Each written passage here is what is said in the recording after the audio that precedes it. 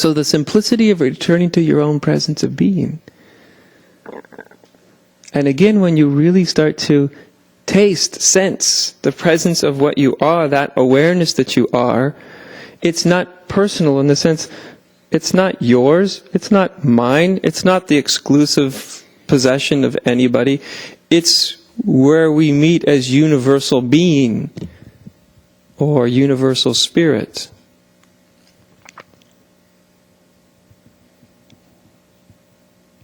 In the heart of our own being, that place is where we are all one. We are all the same.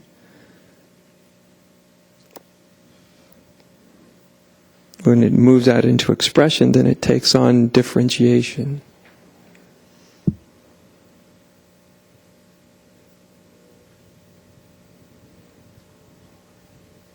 So make sure you get a sense of this.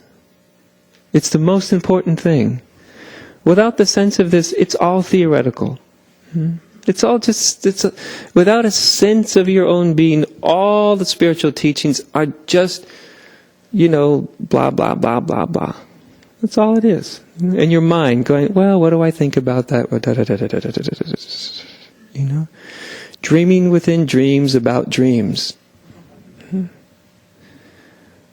And then in doing that, you miss the awareness of the dream. What's really primary? The awareness of your own self as awareness itself. Now at first there may be a taste of it, a sense of it, a certain recognition of it. Or there may be a immersion in it when we're spontaneously immersed into what we are completely, even for a moment. Then it's not just a taste or a certain, yes, it is here, yes, there's the sense of it. It becomes something much more complete. It's as if that space within us wakes up, becomes fully conscious of itself.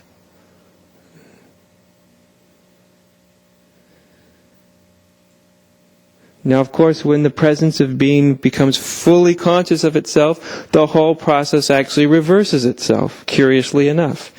About the time that you've seen that you're the absolute presence of awareness, the absolute presence of nothing, nothingness or spirit, about the time, and that you're not the thoughts and you're not the feelings and you're not what you see and you're not what you hear and all that, about when all that energy comes back into your most subjective experience of what you are, actually at the instant it comes fully back, 100% back, it all turns around. And then you're looking out as presence, and when presence is looking out in recognition of itself, then everything it sees is itself. So it's just sort of the opposite of the journey on the way in is removing identity from sense perception. Because it's the only way to get all of your energy to turn towards what you really are. When it blooms into consciousness, into awakeness, it's as if all of a sudden, then you see that everything is but an expression of that which is not a thing. Every person, every thought, every shoe, every foot is a manifestation of the unmanifest. It is the divine in form, or I like to call it the divine in drag. God in drag. God playing the part of this, or this, or this, or this, or this. That's usually what everybody would like to see, See the divine in everything as the essence of everything.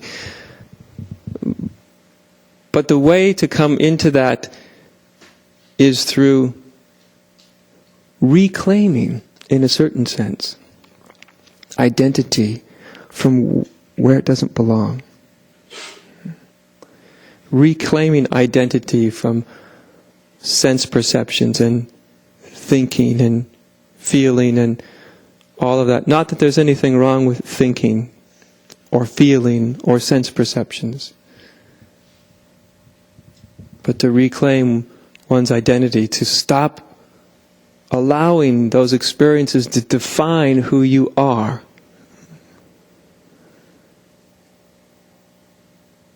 To start to see that although they exist,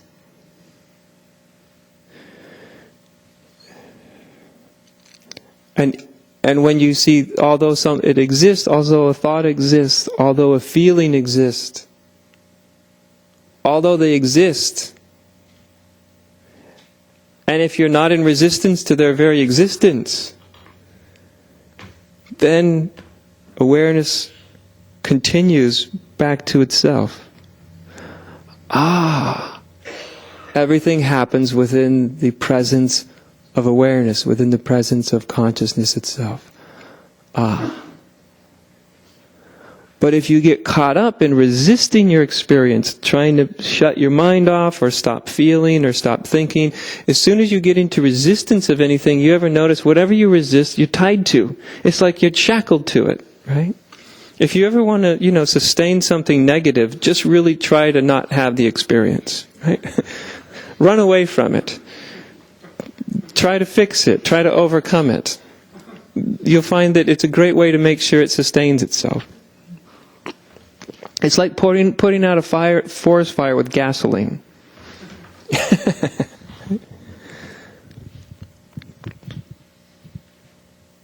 That's the trap that it's easy to get into. In any realm of life, and spiritual seekers get into that trap as much and maybe more than most people, because they are so busy trying not to think the wrong thoughts and not to feel things that are unspiritual,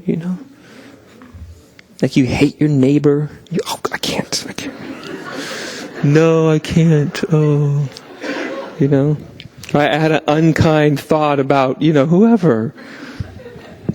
My husband, oh God, I'm such an undutiful being, And then you go about trying to get rid of it all, right? Which means you just keep thinking those same thoughts. Right? That's the trap. The Buddha had the wheel of samsara. It's cyclic, The best way to stay within samsara is to resist it. It's the best way. That's the catch-22 of it.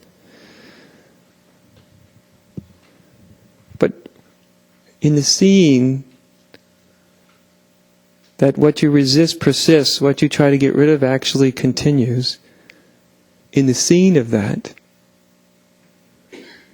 you stop resisting.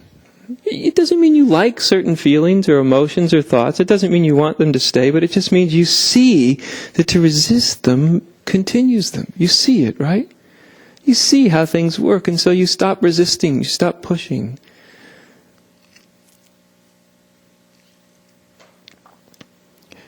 No, when you stop pushing, you stop resisting, what a lot of people do is they still stay in the field of thinking or in the field of emoting or the field of feeling. They just aren't resisting it. But their consciousness is staying there, their attention is staying there. Which isn't really freedom at all, it's just a reprieve. But there can be something deeper. When you're not resisting something, then you don't have to stay there. Then awareness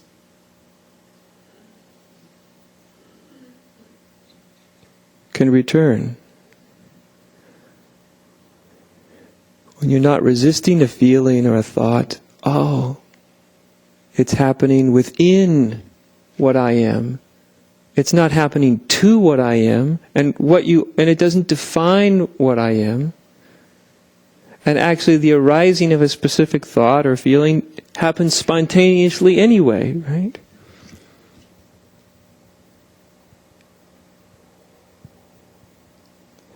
You see, because it's the presence of your own being that has all the power. It has all the transformative power. That's where it's housed. It's in the presence of being, has all the transformational power. All the transformational energy is in the presence of being.